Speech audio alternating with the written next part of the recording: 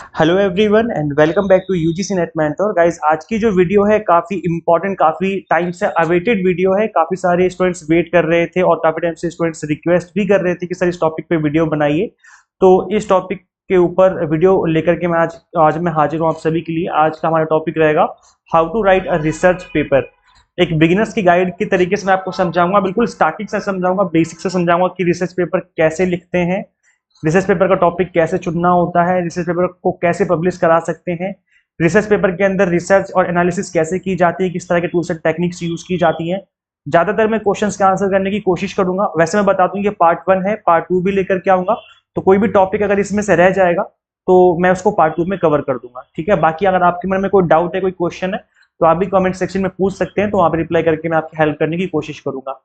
इसके अलावा गाइस देखिए, अगर आप परमानेंट असिस्टेंट प्रोफेसर बनना चाहते हैं तो ऐसे में अगर आप किसी यूनिवर्सिटी में अप्लाई करते हैं टीचिंग के लिए या फिर जॉब के लिए, तो ऐसे में आपका एपीआई अच्छा होना जरूरी है, एकेडमिक परफॉर्मेंस इंडिकेटर।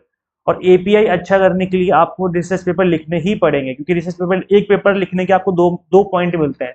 ऐसे आप 5 रिसर्च पेपर लिख सकते हो। 2 पॉइंट का मतलब है कि आपको 10 पॉइंट मिल जाएंगे सिर्फ और सिर्फ रिसर्च पेपर लिखने से। और रिसर्च पेपर लिखना कोई इतना बड़ी बात नहीं है कि बहुत ही बड़ा काम है कि मैं कैसे करूंगा, मैं तो कर ही नहीं सकता, ऐसा कुछ नहीं है।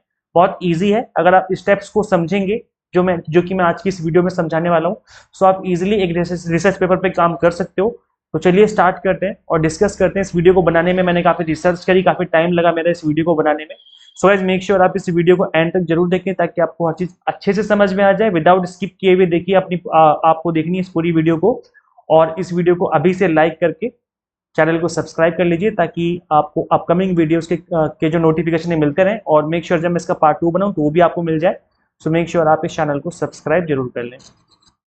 इससे पहले हम आगे बढ़े, अगर अभी तक आप यूजीसी नेट की प्रिपरेशन कर रहे हो और आपको नहीं पता, तो मैं आपको बता दूं कि गाइस इस एग्जाम को फर्स्ट अटेम्प्ट में क्रैक किया जा सकता है, अगर आप एग्जाम टारगेटेड स्टडी करें। Exam targeted in the sense कि जिस तरीके से एनटीए क्वेश्चन पूछता है उस तरीके से चीजों को प्रिपेयर किया जाए। तो गाइस इन चीजों को ध्यान में रखकर के हम आपको UGC net paper 1 commerce management and political science की तैयारी करवा रहे हैं, कंप्लीटली एग्जाम टारगेटेड। यहाँ पे आपको कंप्लीट वीडियो लेक्चर्स मिलेंगे, बाइलिंगुअल 100 मॉक टेस्ट मिलेंगे प्रैक्टिस करने के लिए, पीडीएफ नोट्स मिलेंगे जिसके थ्रू आप multiple time revision and practice कर सकते हैं। सबसे अच्छी बात है कि अगर आप अभी इनरोल करते हो तो आपको फ्लैट 500 कूपन अप्लाई करने से फ्लैट 500 रुपीज का डिस्काउंट मिल जाएगा सभी कोर्सेज पे। आज 18 सितंबर है, आज आप इस ऑफर को अवेल कर सकते हो। तो आप इस ऑफर को अवेल कर लीजिए, ताकि आपकी जो प्रिपरेशन है वो एग्जाम तक अच्छे से हो जाए। किस तरीके से आप एनरोल कर सकते हो, आपको सिंपली गूगल प्ले स्टोर से एग्जाम मेंटर ऐप इंस्टॉल करनी है। अगर आप आईएएस यूजर है तो उसका लिंक भी आपको इसी वीडियो के description box and comment box में देखने को मिल जाएगा। वहीं पर कंप्लीट कोर्सेज आपको अवेलेबल मिल जाएंगे, ठीक है। ओके, तो गाइस देखिए, हम बात करेंगे बिल्कुल स्टार्टिंग से, finding a topic and question. सबसे पहला जो एक मोस्ट इंपॉर्टेंट और डिफिकल्ट टास्क होता है एक रिसर्च पेपर लिखने के लिए, कि हम टॉपिक, किस टॉपिक पे हम रिसर्च करें। तो गाइज ये जो टॉपिक वाली बात है, इसको लेकर के आपको खुद इस पे काम करना पड़ेगा। आप ये मत पूछिए, मुझसे मत पूछिए कि सर मेरा टॉपिक क्या होना चाहिए, या आप किसी और से मत पूछिए कि मेरा टॉपिक क्या होना चाहिए। आप देखो आप किस किस एरिया में इंटरेस्टेड हो। अब मैं आपको एक एग्जांपल लेके समझाता हूँ। देखो गाइज होता क्या है कि अगर आप एक कॉमर्स बैकग्राउंड से हो, या मैनेजमेंट बैकग्राउंड से हो, या पॉलिटिकल साइंस बैकग्राउंड से हो, तो ऐसे में आपको अपने एरिया के बारे में ज्यादा इन डेप्थ पता होगा, क्योंकि आपने वहां पर ग्रेजुएशन भी कर रखी है, आप पे पोस्ट ग्रेजुएशन भी कर रहे हो। तो ऐसे में आपको अपने एरिया के बारे में अच्छे से पता होगा। तो आप उसी एरिया पे स्टडी करिए, आप इधर उधर के टॉपिक पे स्टडी मत करो, नहीं तो फिर वो आपके काम भी नहीं आएगा। क्योंकि जब आप कल को जॉब लेने जाओगे तो आपको जस्टिफाई करना पड़ सकता है कि आपने इस पे स्टडी, इस टॉपिक पे रिसर्च क्यों करी। तो ऐसे में आप उसी एरिया पे स्टडी करिए जिस एरिया से आप बिलोंग करते हो, सबसे पहली चीज। दूसरी चीज ये कि अच्छा, एक क्वेश्चन ये भी रहता है कि सर मैं तो पीएचडी अभी नहीं कर रहा हूँ, क्या मैं रिसर्च पेपर लिख सकता हूँ? तो बिल्कुल आप लिख सकते हो। अगर आप पोस्ट ग्रेजुएशन कर रहे हो, आप ग्रेजुएशन कर रहे हो या पोस्ट ग्रेजुएशन कर रहे हो, या आप पोस्ट ग्रेजुएशन कंप्लीट कर चुके हो, अभी कुछ नहीं कर रहे, खाली बैठे हो, पीएचडी भी नहीं कर रहे, तो भी आप रिसर्च पेपर लिख सकते हो। रिसर्च पेपर कोई भी लिख सकता है, किसी भी टॉपिक पे आप रिसर्च करिए, उसको पब्लिश करा सकते हो, कोई दिक्कत नहीं आती, ठीक है। और इसके अलावा मैं एक चीज मैं आपको और समझा दूं कि रिसर्च पेपर अकेले भी लिख सकते हो, आप अपने फ्रेंड के साथ मिल करके भी लिख सकते हो, अपने टीचर के साथ मिल करके भी लिख सकते हो। और रिसर्च पेपर को 1 लोग, 2 लोग, 3 लोग, 4 लोग, कितने भी लोग लिख सकते हो, कोई दिक्कत नहीं आती। लेकिन ज्यादातर यूनिवर्सिटीज में जो फर्स्ट ऑथर होता है और जो सेकंड ऑथर होता है, इनको ही पॉइंट दिए जाते हैं। जब मैं बात करते हैं ना +2 पॉइंट मिलने की जब रिक्रूटमेंट होता है, तो अगर 2 लोग लिखते हो तो बेटर है, 3 लोग लिखोगे तो कोई दिक्कत नहीं है, लेकिन थर्ड वाले को फिर पॉइंट नहीं दिए जाते हैं, वो लिख सकता है, कोई दिक्कत नहीं, अपनी प्रोफाइल में लगा सकता है, लेकिन पॉइंट जो स्टार्टिंग के 2 ऑथर होते हैं उन्हीं को मिलते हैं। अब देखो गाइस, जब आप टॉपिक की अगर हम बात करें कि टॉपिक कैसे सर्च करें, किस टॉपिक पे हम स्टडी करें, तो ऐसे में सबसे बेस्ट जो तरीका है टॉपिक सर्च करने का, वो ये है कि सबसे पहली चीज तो आपको करंट टॉपिक पर फोकस करना है कि आज के टाइम पे क्या इश्यू चल रहा है मार्केट में। आप देखेंगे कॉमर्स की फील्ड में, मैनेजमेंट की फील्ड में या पॉलिटिकल साइंस की फील्ड में कि अभी करंट में क्या चल रहा है, क्योंकि करंट के अगर टॉपिक को उठाते हो आप, तो ऐसे में इस तरह के जो टॉपिक के पब्लिकेशन में किसी भी तरह की कोई ज्यादा खास दिक्कत नहीं आती, आपका पेपर इजीली पब्लिश हो जाता है। और अगर कोई 50-60 साल पहले की कोई प्रॉब्लम आप लेकर के आते हो जिससे आप स्टडी कर रहे हो, तो ऐसे में पब्लिशिंग को लेकर के थोड़ी दिक्कत आ सकती है। मैं ये नहीं कह रहा कि पब्लिश नहीं होगा, पब्लिश होगा, लेकिन थोड़ा सा इशू हो सकता है पब्लिशिंग में। तो अगर आपका कोई करंट टॉपिक है, कोई करंट प्रॉब्लम चल रही है जिसपे आप रिसर्च करना चाहो, तो ऐसे में ज्यादा हाई चांसेस है कि आपका पेपर जो है जल्दी सिलेक्ट हो जाएगा पब्लिश होने में। आप टॉपिक सर्च कैसे करें, आप कैसे पता लगाएं कि किस तरह की प्रॉब्लम चल रही है आज के टाइम पर और किस टॉपिक पे ज्यादातर आज के टाइम पे रिसर्च हो रही है। तो ऐसे में आपको सिंपली कुछ मैं बताऊंगा वेबसाइट्स जिस पे आप विजिट कर सकते हो। मैं चलो आपको बता ही देता हूँ, नीचे की तरफ मैंने आपको समझाया हुआ है, यहाँ पर ये देखिए, यहाँ पे गूगल स्कॉलर है, शोध गंगा है जिसपे थीसिस वगैरह लिखी जाती है, इसके अलावा सिनॉप्सिस मिल जाएंगे आपको, रिसर्च गेट है, JSTOR है, library of commerce, PubMed central, Google books हो गई, डिजिटल कॉमन नेटवर्क। इसके अलावा और भी काफी सारी वेबसाइट है, ऐसा नहीं कि बस इतना ही है, एक पबमेड करके वेबसाइट है। तो ऐसे बहुत सारी वेबसाइट है, ऐसा नहीं कि बस इतनी वेबसाइट है, बहुत सारी वेबसाइट आप गूगल करिए, बहुत सारी लिस्ट आ जाएगी। तो इस पे आप सर्च करिए कि किस टॉपिक पे आप रिसर्च करना चाहते हो, देन उससे रिलेटेड आप टॉपिक पे रिसर्च कर सकते हो। ठीक है, चलो मैं आपको एक एग्जांपल लेके समझाता हूँ। चलो मैं आपको लेके चलता हूँ गूगल स्कॉलर पे। आपको सिंपली यूट्यूब पे आना है, लिखना है गूगल स्कॉलर, इस पे क्लिक करके जैसे आप इसको खोलेंगे तो गूगल स्कॉलर फर्स्ट वाली वेबसाइट खुल जाएगी। अब यहाँ पर देखो गूगल का खुद का एक सर्च इंजन है जो कि बना हुआ है अपने एकेडमिक्स की फील्ड के लिए।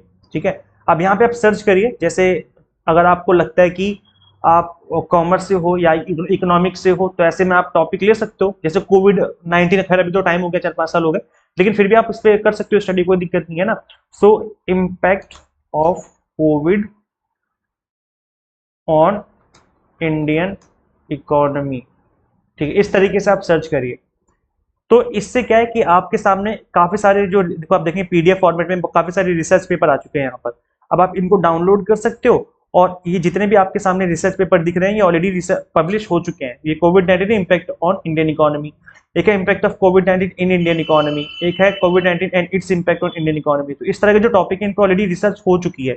तो अगर आपको लगता है कि इस तरह के टॉपिक पे आप रिसर्च करना चाहते हो, तो करना क्या है, आपको इन सभी पीडीएफ को डाउनलोड कर लेना है। कम से कम आप 8-10 पीडीएफ डाउनलोड कर लीजिए और देखिए कि उन्होंने क्या रिसर्च किया है, उनकी फाइंडिंग्स क्या रही है, उनके कंक्लूजन क्या रहे हैं, उन्होंने डेटा कैसे इकट्ठा किया है।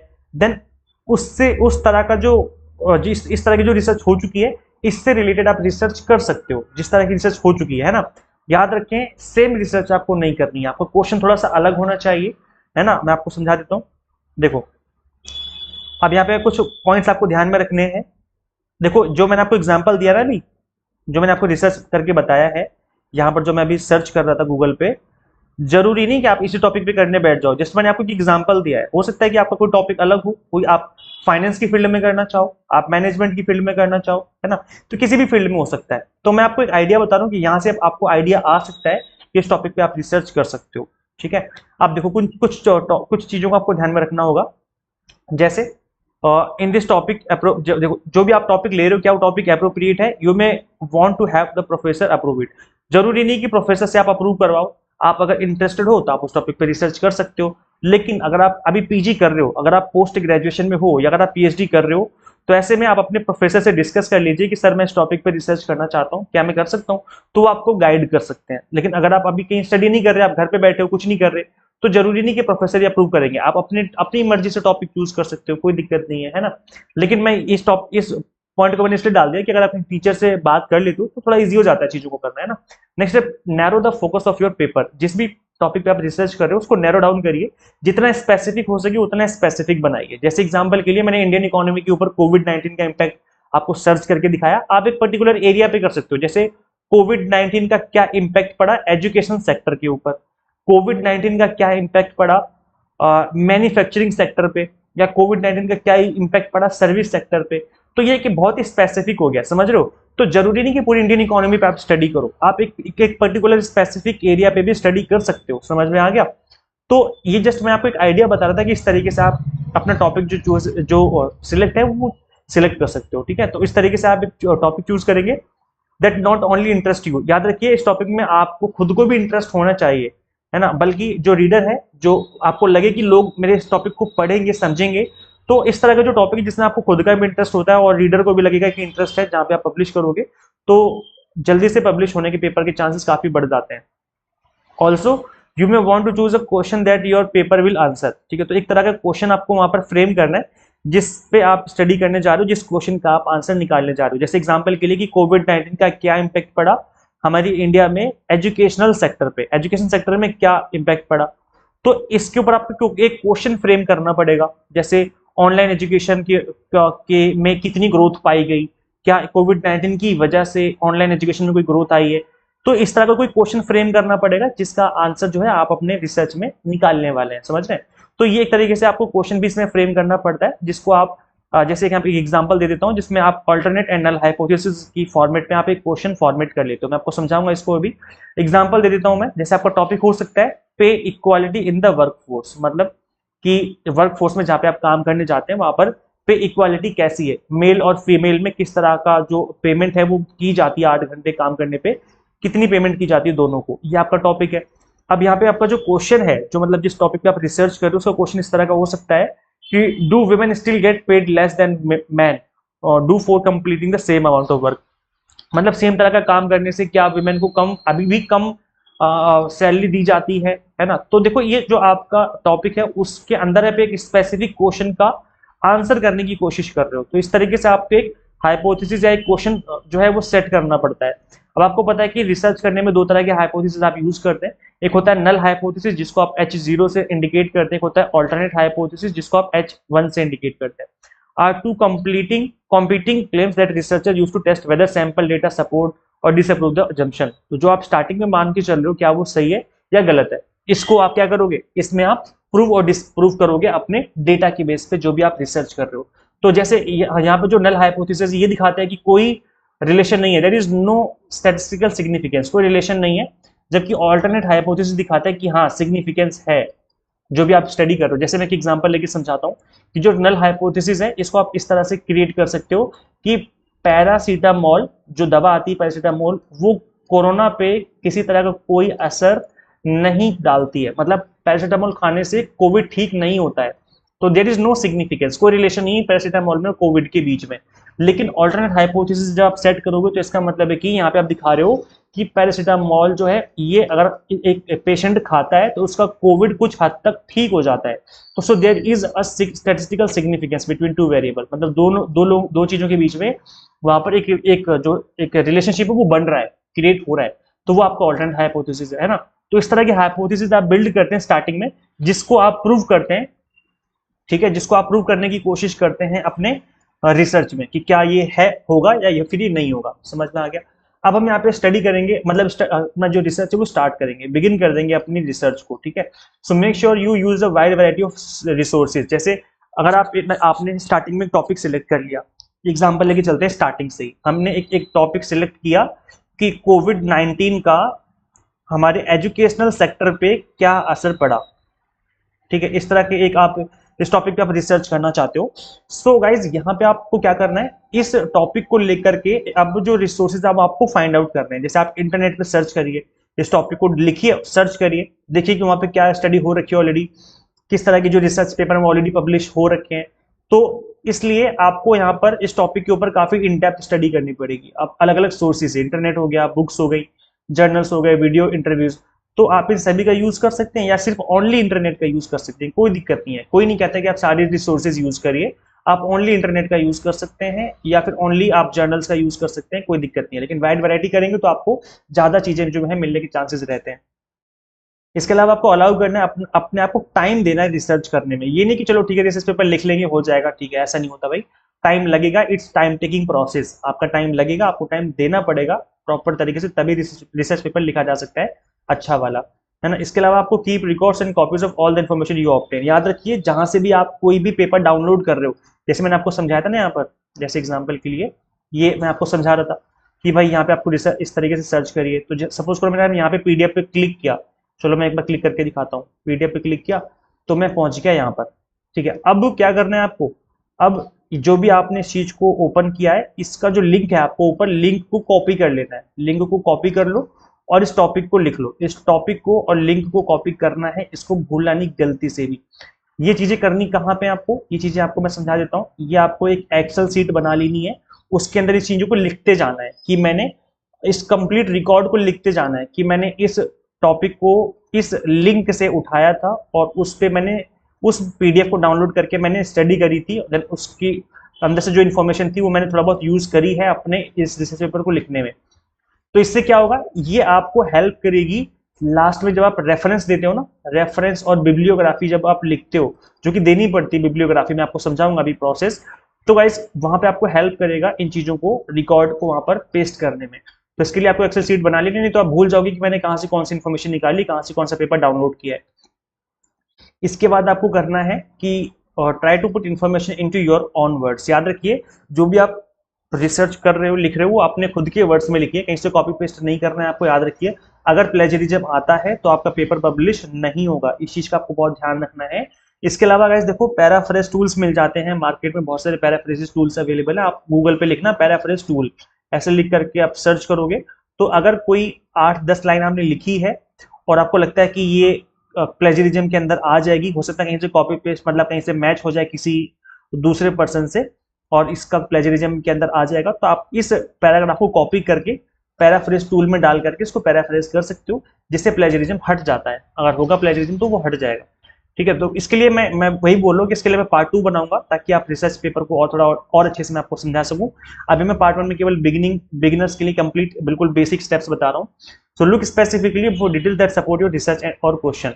तो आपको अपने रिसर्च पेपर में इस तरह की डिटेल्स और डालनी है, डेटा डालना है जो कि आपके रिसर्च को और आपके जो क्वेश्चन जिस पे आप रिसर्च करो उसको सपोर्ट कर सके, ताकि आपका पेपर एक ही बार में एक्सेप्ट हो जाए, रिजेक्ट ना हो, ठीक है। अब हम आएंगे मेन टॉपिक पे, दैट इज आपका जो फॉर्मेट रहता है रिसर्च पेपर का, ठीक है। सो आपने एक बार रिसर्च स्टार्ट करी, देन उसके बाद आपको उस रिसर्च को एक फॉर्मेट में करना पड़ता है। पेपर को पब्लिश कराने के लिए फॉर्मेट में आपको चीजों को डालना पड़ता है। अब ये फॉर्मेट है, आप इसको अच्छे से याद कर लीजिए। सबसे पहले आता है आपका एब्स्ट्रैक्ट। एब्स्ट्रैक्ट का मतलब होता है एक तरीके से समरी, मान लो आप। समरी का मतलब है कि आप आपके रिसर्च पेपर की स्टार्टिंग में आपको 8-10 लाइनें लिखनी होती हैं, बताना होता है कि आपके इस रिसर्च पेपर के अंदर आप किस टॉपिक पे रिसर्च कर रहे हो, आपने कहाँ से डेटा इकट्ठा किया है और आपकी कंक्लूजन क्या है। बस ये 3-4 चीजें आपको डालनी पड़ती हैं और देन आपका जो एब्स्ट्रैक्ट है वो तैयार हो जाता है। ये 100 से 150 वर्ड्स के आसपास का हो सकता है। मैं आपको एक एग्जांपल समझाऊंगा, अभी आप पहले देख लो इस वीडियो को, उसके बाद मैं आपको एक एग्जांपल भी दिखाऊंगा, एक रिसर्च पेपर ओपन करके समझा दूंगा कि किस तरीके से आपकी चीजें होती हैं। तो रिसर्च पेपर में सबसे पहला सेट हो गया, फिर उसके बाद आता है इंट्रोडक्शन। इंट्रोडक्शन में आप बताते हैं अपने रिसर्च पेपर के बारे में कि आप इस टॉपिक को क्यों चुना, आपने क्यों इस पे स्टडी कर रहे हो, तो आप इंट्रोडक्शन देते हैं अपने टॉपिक को लेकर के। देन लिटरेचर रिव्यू होता है। लिटरेचर रिव्यू के अंदर आपने कुछ जहाँ पे जो भी पेपर आपने डाउनलोड करे हैं, जो भी आपने पीडीएफ डाउनलोड करी है, रिसर्च पेपर जो भी आपने डाउनलोड करें, उनके बारे में आप लिखते हो कि मैंने यहाँ से ये टॉपिक पढ़े हैं, ये स्टडी करी है, इस टॉपिक पे इस तरह की स्टडी ऑलरेडी हो रखी है और मैं जो है इस टॉपिक को लेकर के और आगे स्टडी करने जा रहा हूँ। तो ये होता है लिटरेचर रिव्यू। लिटरेचर रिव्यू का सिंपल मतलब है कि पहले से इस टॉपिक पे किस किस ने स्टडी कर रखी है और कितनी स्टडी कर रखी है, उस चीज को आप मेंशन करते हो अपने पेपर में, जिससे एक पॉजिटिव इंपैक्ट पड़ता है और पता चलता है कि हाँ आपने इस टॉपिक को लेकर के आप सीरियस हैं, आपने इस टॉपिक के ऊपर ऑलरेडी स्टडी कर रखी है। अब जो आप स्टडी करने जा रहे हो वो पहले की स्टडी से थोड़ा सा अलग रहने वाली है, वो सेम नहीं होनी चाहिए। ऐसा नहीं कि जो पहले स्टडी हो रही है आप भी वही स्टडी कर दो, है ना। तो ये इसलिए जरूरी होता है लिटरेचर रिव्यू डालना। लिटरेचर रिव्यू डालोगे तो पेपर पब्लिश होने के चांस बहुत ज्यादा हो जाते हैं।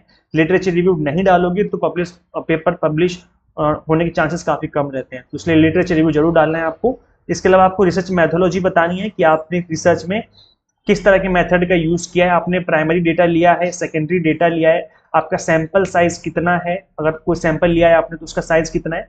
तो इस तरह की जो चीजें हैं या फिर आपने किस तरह की टेक्निक यूज करी वो आपको रिसर्च मेथोलॉजी में बतानी होती है, लिखनी होती है कि मैं किस तरह की जो टेक्निक है, टूल्स है, उनको मैं यूज करने वाला हूँ। फिर आता है ऑब्जेक्टिव कि आप इस पे स्टडी क्यों कर रहे हो और क्या क्या ऑब्जेक्टिव, क्या क्या उद्देश्य क्या है आपके इस टॉपिक पे स्टडी करने के। जैसे मैं आपको स्टार्टिंग में बता रहा था कि कोविड का एजुकेशनल सेक्टर पे क्या असर पड़ा, तो आपके ऑब्जेक्टिव क्या हो सकते हैं, ये जानना कि कोविड ने क्या असर डाला हमारे एजुकेशनल सेक्टर पे, ये जानना कि क्या ऑनलाइन एजुकेशन सेक्टर जो है वो इंडिया में बूस्ट करा है कोविड के आने के बाद। तो इस तरह के जो ऑब्जेक्टिव हैं, 2-3 आप ऑब्जेक्टिव डाल सकते हैं जो कि आपके रिसर्च में आपको मतलब जिस टॉपिक पे आपने रिसर्च करी है वो इस तरह के ऑब्जेक्टिव का आंसर करने की कोशिश की जाती है। हाइपोथेसिस मैंने आपको बता दिया है कि एक अल्टरनेट हाइपोथेसिस और नल हाइपोथेसिस बनानी होती है आपको, देन उसके ऊपर मतलब उसको अप्रूव या डिसअप्रूव आप करते हैं उस रिसर्च के अंदर। फिर आपकी आती है मेन बॉडी, जिसके अंदर आप रिसर्च की डिटेल्स डालते हैं, जो भी आप लिखना चाहते हो उसमें लिखिए। जो भी आपने प्राइमरी डेटा सेकेंडरी डेटा इकट्ठा किया है उसके बारे में आपको डिटेल्स देनी होती है। कोई टेबल डालनी है, कोई टेबल डालना है, कोई चार्ट डालना है, आपने कोई चार्ट बनाया है, कोई टेबल बनाई है डेटा इकट्ठा करते समय, वो आपको वहां पर डालना होता है। आपको मेन बॉडी में चीजें लिखनी होती है डिटेल में। तो ये आपकी इन्फॉर्मेशन जो होती है रिसर्च के बारे में काफी डिटेल में आती है यहाँ पर। उसके बाद फिर आप एनालाइज करते हैं अपने डेटा को, इंटरप्रिटेशन में चले जाते हैं। जो भी आपने डेटा इकट्ठा किया है प्राइमरी या सेकेंडरी, उसको आप एनालाइज इंटरप्रेट करेंगे यूजिंग टूल्स एंड टेक्निक्स। जैसे आप हो सकता है कि आप MS एक्सेल यूज करो, हो सकता है आपने MS पावर पॉइंट यूज किया हो, है ना, डेटा ग्राफ वगैरह बनाने में। तो उस तरह की जो चीजें वो आपकी यहाँ पे आती हैं। फिर आता है कंक्लूजन कि आपने रिसर्च में क्या कंक्लूजन निकाला है। उसके बाद आएगा रेफरेंस, दैट इज बिब्लियोग्राफी, कि आपने इस रिसर्च को करने में कौन कौन से सोर्सेज यूज करे हैं, कौन कौन से रिसर्च पेपर आपने पढ़े हैं, जो भी आपने लिटरेचर रिव्यू में आपने मेंशन किया था ऊपर कि हमने ये पेपर लिखे पढ़े हैं, उसको आपको यहाँ पर बिब्लियोग्राफी में उसका रेफरेंस देना पड़ता है। ये कोई वेबसाइट का लिंक हो सकता है, कोई रिसर्च पेपर का जर्नल हो सकता है, कोई बुक हो सकती है, कुछ भी हो सकता है। जो भी आपने अपने स्टडी करने में, रिसर्च करने में जिन भी चीजों को आपने गो थ्रू किया है वो आप यहाँ पर मेंशन कर सकते हैं। याद रखिए, जो भी आप लिटरेचर रिव्यू में लिखेंगे उसमें पेपर का जो ऑथर है उसका नाम जरूर लिखना है और ईयर लिखना है कि भाई कौन से ईयर में पब्लिश हुआ था, ताकि अगर कोई दिक्कत हो तो मतलब एक तरीके से उसको क्रेडिट दिया जा सके कि हमने इस चीज को यहाँ से लिया है, इस पर्सन ने इस पे स्टडी करी है। ठीक है, आप देखो कुछ पॉइंट आपको जो ध्यान में रखने, that is try to write with your own words. अच्छा, एक क्वेश्चन ये आता है कि सर कितने पेपर का या कितने पेजेस का हमारा पेपर होना चाहिए। तो गाइस देखो, आपका जो आपका रिसर्च पेपर है वो आप 4 से 5 पेजेस का भी लिख सकते हो, या आपका 8 से 10 पेजेस का भी हो सकता है, और ये आपका 15 से 20 पेजेस का भी हो सकता है। ये आपको कोई जबरदस्ती नहीं कि 15-20 पेजेस का लिखना है या 8-10 पेजेस का लिखना है या 4-5 पेजेस का लिखना है। ये डिपेंड करता है कि आपका टॉपिक कैसा है, आपने कितनी उस पर स्टडी करी है ना। तो ये डिपेंड करता है, उसके बेस पे आपकी लेंथ बनती है। अगर आप एक 4-5 पेजेस का या 7-8-10 पेजेस का भी लिखते हो तो कोई आपको मना नहीं करेगा, कोई नहीं कहता कि आप लंबा पेपर लिखिए, कोई नहीं कहता आप छोटा पेपर लिखिए, ये आपकी चॉइस है, ये प्रॉपर एक रिसर्चर पे डिपेंड करता है। तो आप क्यों लंबा पेपर लिखना है या क्यों छोटा पेपर लिखना, आप मीडियम साइज का लिखो, 7-8 पेजेस का पेपर लिखिए, बहुत है, इनफ है। 7-8 पेजेस का काफी है, पेपर जल्दी बन जाएगा आपका और ज्यादा मेहनत भी नहीं लगेगी। ठीक है, सो कुछ पॉइंट्स आपको ध्यान में रखने, जैसे कि try to write with your own words. याद रखिए, आपने खुद के वर्ड्स में लिखना है, कहीं से कॉपी पेस्ट नहीं करना है। Do not just spit out research information, जो भी रिसर्च में आपने इन्फॉर्मेशन दी है सिर्फ उसी को नहीं लिखना, बल्कि आपको अपने वर्ड्स में लिखना है कंक्लूजन को, कि हमने क्या फाइंड आउट किया है उसको अपने वर्ड्स में लिखिए। जैसे हम आपस में बात करें, जैसे मैं आपको समझा रहा हूँ ना, इस तरीके से एक आम सिंपल लैंग्वेज में आपको अपने थॉट्स, अपने कंक्लूजन लिख रहे हैं। अगर आप ऐसा करेंगे तो पेपर बहुत जल्दी पब्लिश होने के चांसेस हो जाएंगे। Try to keep your information as organise as possible. जितनी भी इन्फॉर्मेशन आपने इकट्ठी करी उसको ऑर्गेनाइज्ड वे में लिखिए रिसर्च पेपर में। अगर आपने इधर उधर की इन्फॉर्मेशन डाल दी जो ऑर्गेनाइज नहीं है तो पेपर पब्लिश होने के चांसेस बहुत कम हो जाएंगे। That will help the reader understand what you are trying to say and it will help in publishing paper easily. याद रखिए, जितना पेपर आप नीट एंड क्लीन लिखेंगे, जितना आप डेटा यूज करेंगे, अच्छे से रिसर्च करेंगे, उतना ही सही चांसेस होंगे कि आपका पेपर जल्दी पब्लिश हो जाएगा। अब चलो मैं आपको एक एग्जांपल दिखाता हूँ कि किस तरीके से जो है आपका पेपर हो सकता है। तो ये एक एग्जांपल है, आप यहाँ पे देख सकते हो। ये आपका हो गया टॉपिक, यहाँ पे टॉपिक आपका होता है जिस पे आप स्टडी कर रहे हो। यहाँ पे आपका नेम आता है। अगर आप अकेले स्टडी कर रहे हो तो आप अपने बारे में बताइए, आपने कहाँ से स्टडी करी उसके बारे में बताइए। और अगर आप 2 लोग मिलकर स्टडी कर रहे हो तो आप 2 लोगों का नाम लिख सकते हो, 3 लोग करते हो 3 का नाम लिख सकते हो, कोई दिक्कत नहीं है। ठीक है, ये आपका स्टार्टिंग होता है। फिर आता है आपका एब्स्ट्रैक्ट। एब्स्ट्रैक्ट में आप एक समरी होती है आपके ये रिसर्च पेपर की, जिसमें आप 8-10 लाइनों में लिख करके बता सकते हो कि हम इस पे स्टडी क्यों कर रहे हैं और इसके अंदर हमने क्या कंक्लूजन निकाला है। देन उसके बाद आएगा आपका इंट्रोडक्शन वाला। जैसे जैसे मैंने आपको बताया था कि आपका इंट्रोडक्शन यहाँ पे आएगा। तो इंट्रोडक्शन में आप लिखते हो कि किस तरह की जो है पेपर आप ये इस बारे में क्यों स्टडी कर रहे हो, आपका पेपर जो है किस बारे में रहने वाला है। इसके बाद आती है आपकी रिसर्च मैथोलॉजी, जिसमें आप बताते हो कि आपने कौन सा डेटा यूज किया है, क्या टूल्स एंड टेक्निक आप यूज करने वाले हो, सैंपल साइज कितना रहने वाला है, इस तरह की जो चीजें वो यहाँ पे आ जाएंगी। उसके बाद नेक्स्ट आता है आपका ऑब्जेक्टिव ऑफ द स्टडी, कि आपके उद्देश्य क्या है इस स्टडी को लेकर के। फिर एनालिसिस एंड इंटरप्रिटेशन आ जाएगा, जिसमें आपकी मेन बॉडी होती है, जिसमें आप कंप्लीट इन्फॉर्मेशन देते हैं, आप एनालाइज कर रहे होते हैं, डेटा वगैरह आपको इकट्ठा करना पड़ता है, अलग अलग टूल्स एंड टेक्निक्स लगा करके इसको एनालाइज करना पड़ता है। अगर आप बोलेंगे कि तो मैं इस टॉपिक पे अलग से वीडियो बना दूंगा, आप कमेंट करके कर देना सर एनालाइज कैसे करते हैं, आप इस पर वीडियो बना दीजिए, तो मैं इस पर अलग से एक वीडियो बना दूंगा। इसके अलावा लास्ट में आएगा आपका फाइंडिंग एंड कंक्लूजन, जिसमें आप बताते हो कि आपने क्या निष्कर्ष, आपने क्या रिजल्ट निकाला है रिसर्च करने टाइम पर, ठीक है। उसके बाद में आपका रेफरेंस यानी कि बिब्लियोग्राफी आ जाती है। इसमें आप कोई बुक का नाम लिख सकते हो, कोई लिंक हो सकता है, कुछ भी हो सकता है, कोई जर्नल, कोई रिसर्च पेपर, कुछ भी हो सकता है, जिस भी चीज की आपने हेल्प ली है उसके बारे में आपको यहाँ पे लिखना होता है, बस हो गया, ठीक है। तो ऐसे देखो, ये जो मैं आपको दिखा रहा था अभी इस पेपर को, ये पेपर 8 पेजेस का पेपर है, 8 पेज है और काम खत्म, ठीक है। तो कुछ ज्यादा जो बड़ी बात नहीं कि 7-8 पेजेस का बनाओ, या ऐसा भी नहीं कि 25-30 का पेज का बनाओ, आप आराम से एक मीडियम साइज का बनाओ, 8-10 पेपर पेजेस का, ताकि आराम से आपकी जो पेपर है वो इजिली समझ में और इजिली पब्लिश हो जाए, ठीक है। आई होप आपको चीज समझ में आ गई है। और यहाँ पर मैंने आपको 10 रिसर्च वेबसाइट्स दे दी हैं, ज्यादातर इसमें गूगल स्कॉलर हो गया, इसका आप यूज करिए, रिसर्च गेट का आप यूज कर सकते हैं, ये भी अच्छी वेबसाइट है, शोधगंगा का आप यूज कर सकते हैं। ये जो टॉप 3 वेबसाइट्स आप इनका ही यूज करिए, नीचे वाली मतलब उनका भी यूज कर सकते हो, बट मुझे ये 3 वेबसाइट ज्यादा बेस्ट लगती हैं। इन वेबसाइट से आप टॉपिक सर्च कर सकते हो, इस टॉपिक आप रिसर्च पेपर सर्च कर सकते हो, तो काफी हेल्प हो जाएगी चीजों को लेकर के। आपके मन में अभी भी कोई डाउट है, कुछ कुछ पूछना है तो आप कमेंट कर देना, वहां पे रिप्लाई कर दूंगा मैं। और इसका पार्ट 2 लेकर के मैं आऊंगा बहुत जल्दी, जिसमें मैं आपको बताऊंगा कि पेपर कैसे पब्लिश किया जाएगा। पेपर वीडियो काफी लंबी हो गई है, पेपर कैसे पब्लिश किया जाएगा, कैसे हम अप्रोच करते हैं विदाउट फ्री ऑफ कॉस्ट, बिना पैसे दिए कैसे पेपर पब्लिश कराना होता है। इसके अलावा और भी काफी सारी बातें जो कि मैं आपके साथ डिस्कस करना चाहूंगा, इसके लिए मैं एक अलग सी वीडियो बना दूंगा, पार्ट 2 लेकर के आऊंगा जल्दी।